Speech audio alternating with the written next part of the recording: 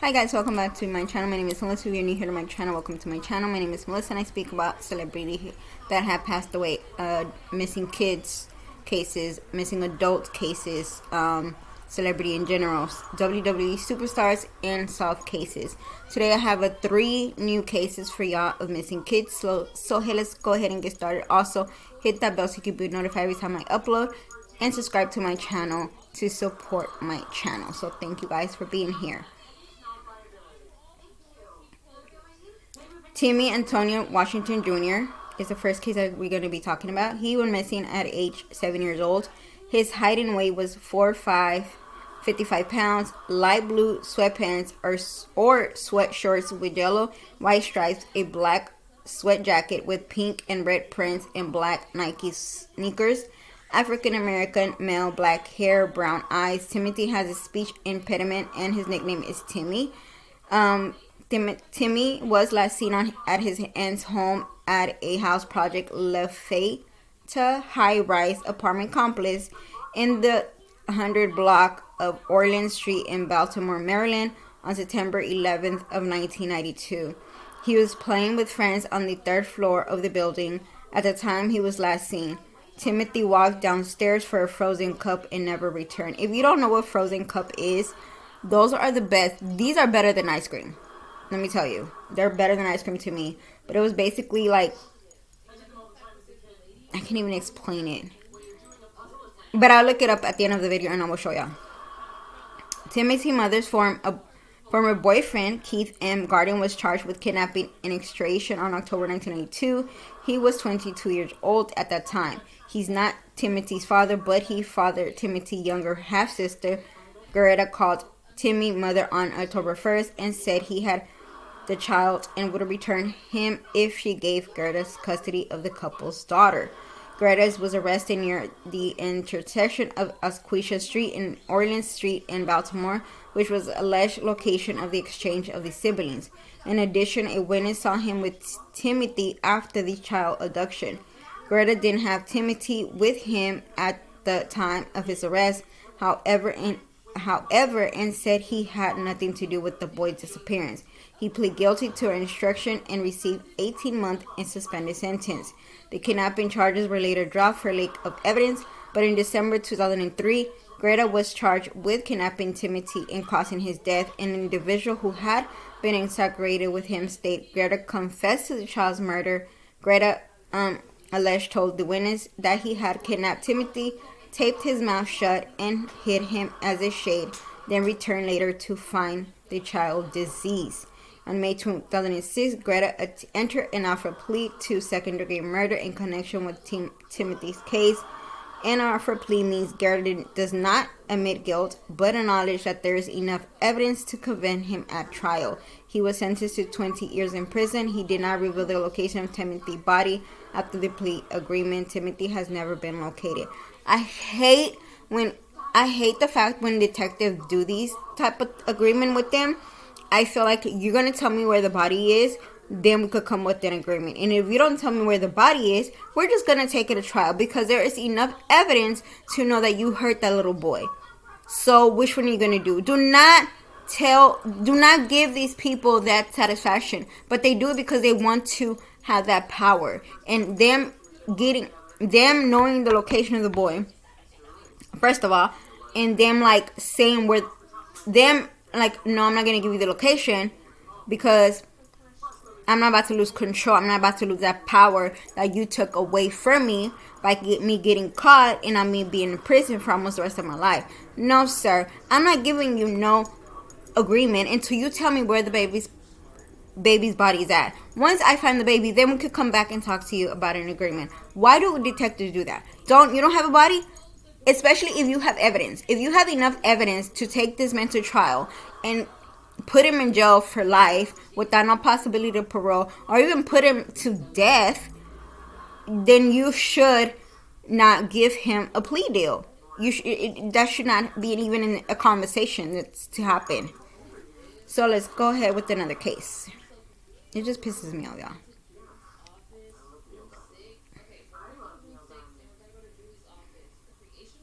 So the other case we're going to be talking about is Andrew John Montel.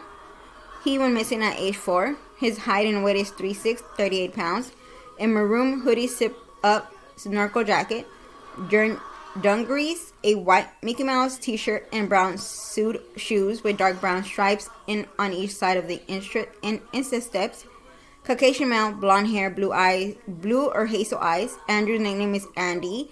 He has a 1-inch scar on the right side of his head, at the front of his airline, and a mold behind his right ear. Andrew resided in a mobile home in Richard Avenue in Western Massachusetts. He played in the woods behind nearly Ash Street Trailer Park with his 7-year-old sister and their 6-year-old cousin during the morning hours of September 30th of 1978. Andrew and his cousin went deeper into the woods without his sister. Then Andrew stumbled and injured himself, dropped and lost his favorite toy, then began crying and running in circles. He refused to leave without the toy. His cousin told him to stay up and walk back to the family's home for assistance approximately at 10:30 a.m., but Andrew disappeared by the time they returned to the woods. He has never been heard from again. An extensive search of the area, which lasts 10 days, included the National Guard, produced no clues as to Andrew's whereabouts. He and his sister cousin had been forbidden to play in the woods and had sneaked there on the day of his disappearance. Andrew disappeared only 50 yards away from Route 52, which is now Interstate 395. Some people theorized that he wandered off to the road and was picked up by the motorists passing through Western Massachusetts on the Connecticut border, and also only a 10 to 15 minute drive from Rhode Island. Authorities escaped a wood area off a Millbrook Road in June of 1998. Nearly 20 years after Andrew disappeared, investigators learned that evidence related to his case may have been buried in the Foster, which was approximately 5 miles from the location of Andrew's disappearance. The search failed to produce any materials in connect to his case. Officials discovered a hidden written list of names entitled Lake Webster in the National Bar John possession in Montana in December 2001. A photo of Bar John is posted with this case summary. Bar John, whose given name was David P. Brown, was raised in Durham, Massachusetts. He was convicted of the abduction and attempted murder of 2 Massachusetts boys in 1977. Bar John was also charged with the 1996 murder of Zachary Ramsey in Montana, but the charges were dropped due to a lack of evidence in October 2002.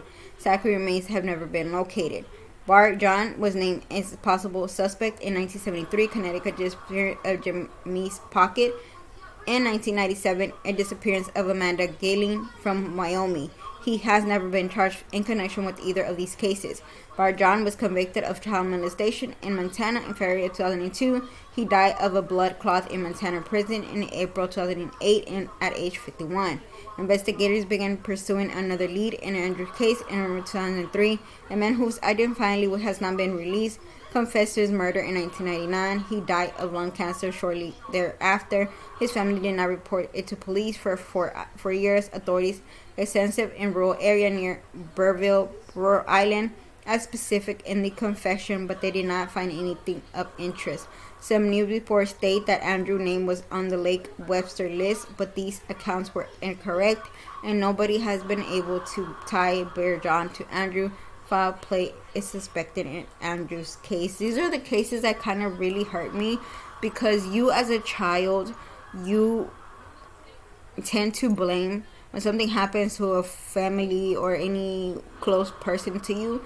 You tend to blame yourself for the guilt, and you're like, if we would have not gone there, if one of us would have stayed, if we would have listened. And I want to tell every single person that have gone through something like this, please do not blame yourself.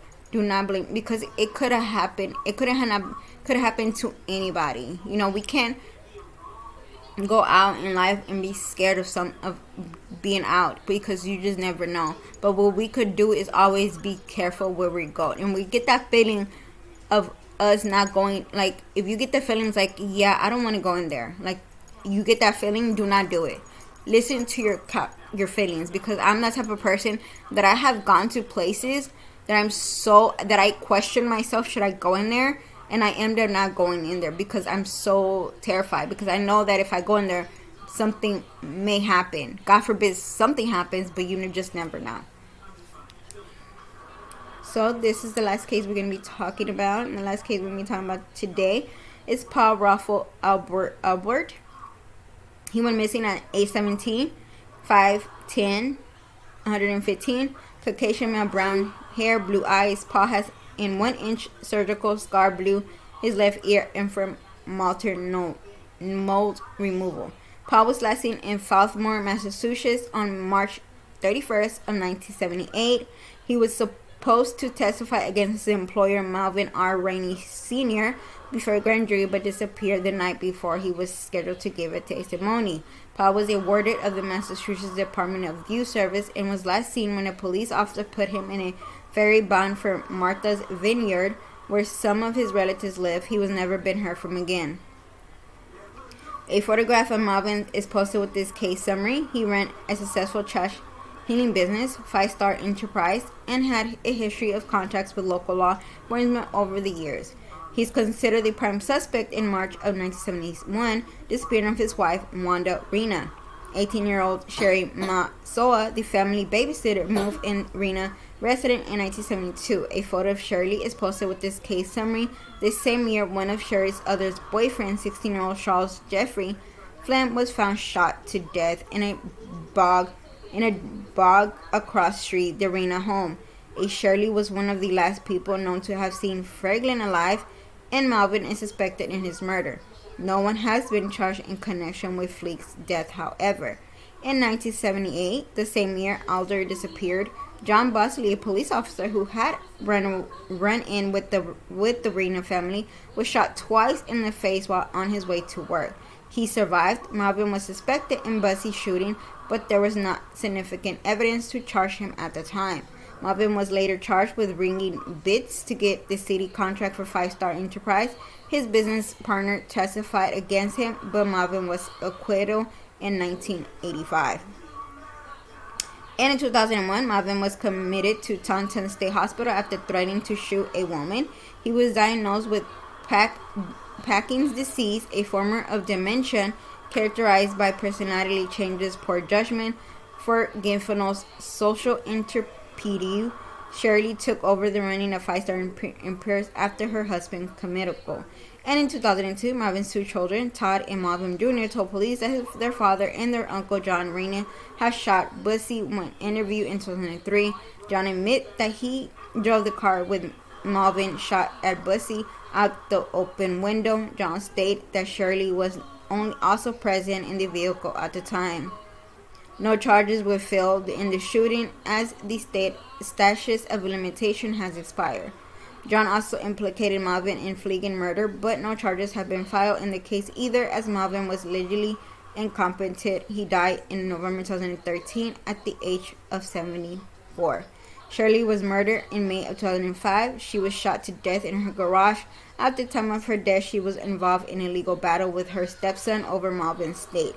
Melvin had been granted divorce from Wanda in 1997, and he married Shirley in 1999. After over 2 decades of cooperation, in 2001, he wrote a will hitting his son, intending over his business and all his property to his wife. Melvin Jr. and Todd alleged that their father was mentally incompetent when he wrote his will, and Shirley had taken advantage of him, and that Melvin's business property should likely belong to them.